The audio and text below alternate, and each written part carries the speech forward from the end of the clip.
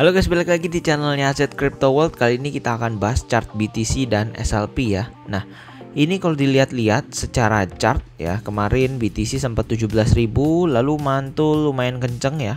Ke paling tertinggi mungkin sekitar 21.900. Ini sekarang turun lagi. Turun laginya itu nge-retest yang hampir ini support kemarin di bodinya ini ya. Sekitaran sini. Itu sekitar hampir di 19 ribuan lah, 18.900 sampai 19.000 gitu ya. Nah, kalau dilihat dari volume emang tidak ada yang wow gitu ya, karena kita bisa lihat volumenya terus menurun, dia ngikutin harganya tetap ikut turun ya, walaupun ini naik, volumenya tetap turun.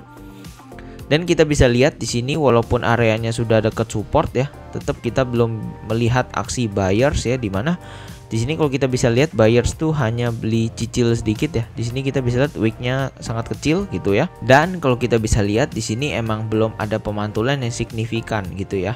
Emang mungkin di sini beberapa orang yang bullish banget gitu terhadap Bitcoin akan bilang kayak, oh ini ada potensi double bottom gitu ya. Mau gue mengingatkan sekali lagi, double bottom itu terjadi, yang dinamakan dengan double bottom itu kalau sudah bentuknya W guys gitu ya. Jadi ini yang namanya sudah double bottom gitu ya.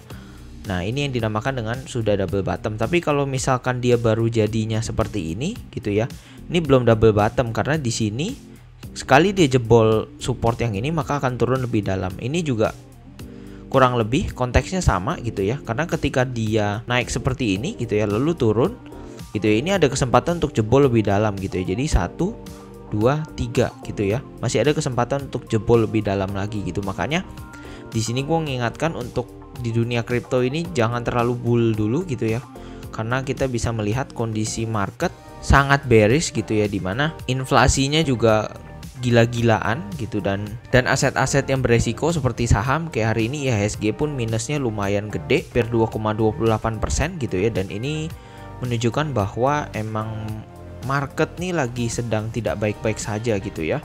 Nah, lalu kira-kira nextnya ini Bitcoin akan kemana gitu ya. Nah, kalau untuk naik, balik lagi gue tidak terlalu percaya Bitcoin akan naik gitu ya. Tapi di sini kalau Bitcoin naik dia harus ngelewatin daerah 19.700-an. Ini adalah resisten yang paling dekat, tapi ini resisten kecil gitu ya. Lalu nextnya ini adalah resisten yang paling susah ditembus, itu adalah sekitar 21.800 atau 21.900 gitu ya. Tapi ini pun contoh dia naik, gue masih agak ragu gitu ya, karena balik lagi kondisi market yang seperti ini dan juga kondisi market kripto yang lagi ekstrem fair banget gitu. Bitcoin turunnya sampai mana gitu ya. Di sini gue memprediksi orang-orang sudah menunggu di area sini guys, 17.600-an di last weeknya ya, mungkin di sini. Sekitaran di sini sekitar 17.900 ataupun 18.000. Buat kalian yang mau ngantri, boleh kalian ngantri di week sini gitu ya. Di week 2 ini antara yang hijau dan yang merah itu kalian boleh antri gitu, tapi di situ antrinya mungkin 1 peluru atau setengah peluru aja gitu ya. Secara on-chain data Bitcoin ini emang lagi sedang di tahap akumulasi gitu loh. Jadi sebenarnya kalian mau beli di harga sekarang, kalian cicil tiap hari mungkin hanya 50.000 atau 100.000 itu sangat tidak masalah gitu ya, karena emang di bawah 22.000 itu adalah area akumulasi yang sangat bagus gitu loh. Karena buat 2x buat Bitcoin ke 40.000 atau ke 60.000 itu istilahnya ngomongnya masih gampang lah gitu ya. Gue juga mau kembali mengingatkan untuk selalu DCA, dollar cost averaging, jadi beli dicicil secara bertahap. Jangan pernah di kondisi market seperti ini kalian beli langsung HK full power gitu ya, tanpa money management yang tepat. Itu nantinya akan membahayakan finansial dan juga mental kalian. Oke, sekarang kita ke SLP ya. SLP ini secara aksi infinity-nya hari ini ada berita tentang land staking, dimana di sini land staking-nya udah buka ya. Kita bisa lihat kalau misalkan punya plots-nya gitu ya, dan misalkan kita punya Mystic atau Genesis plots gitu ya, total supply-nya yang sangat sedikit. Di sini kita bisa lihat daily reward per plotnya itu sangat gede ya, apalagi yang Genesis yang 75 itu 32,7 AXS itu per hari loh. Ini kalau orang jualin menurut gua AXS harganya bisa dam gitu loh, apalagi dia kita bisa lihat ya di sini yang Savannah pun mungkin 0,08 ya, mungkin nggak terlalu gede. Tapi yang Genesis plots ini ya emang beli Genesisnya sih emang sangat mahal gitu ya. Dan apalagi sekarang harganya pasti turun banget. Jadi mungkin untuk BEP dari jualan AXS aja itu agak susah sih gitu ya. Tapi ya balik lagi buat kalian yang punya land, daripada landnya nggak buat apa-apa, jadi di stake aja dapat AXS, mungkin AXS-nya di hold dulu. Nanti pada saat marketnya sudah bull kalian boleh jual. AXS-nya $70 apa $50 jual aja, itu udah sangat enak gitu loh, karena sehari dapat 32 ataupun sehari dapat 0,08 itu udah sangat oke lah gitu ya. Chartnya SLP balik lagi kita lihat secara volume tidak ada yang bermakna ya. Di sini kita bisa lihat volumenya sangat kecil gitu. Menurut gue di sini volume hanya untuk orang trading aja, dan kita bisa lihat lagi di sini secara technical analysis dia masih ngehold di support 0,00358-359 di sini ya garisnya ya. Nah, kurang lebih dia sekarang lagi sideway ya, tapi sideway-nya sekarang menyempit, di mana sideway-nya sekarang di sini aja guys gitu ya. Nanti misalkan kalau BTC naik, mungkin SLP juga ikut naik, maka sideway-nya juga akan kurang lebih di sini-sini aja gitu ya. Tapi kalau misalkan nanti dia turun gitu ya, dia turun, maka otomatis ada kesempatan untuk jebol atau tidaknya gitu ya. Itu semua juga balik lagi tergantung dengan BTC. Kalau misalkan BTC jebol di 17.000-nya, maka otomatis SLP akan bikin new low-nya lagi gitu ya, new all time low.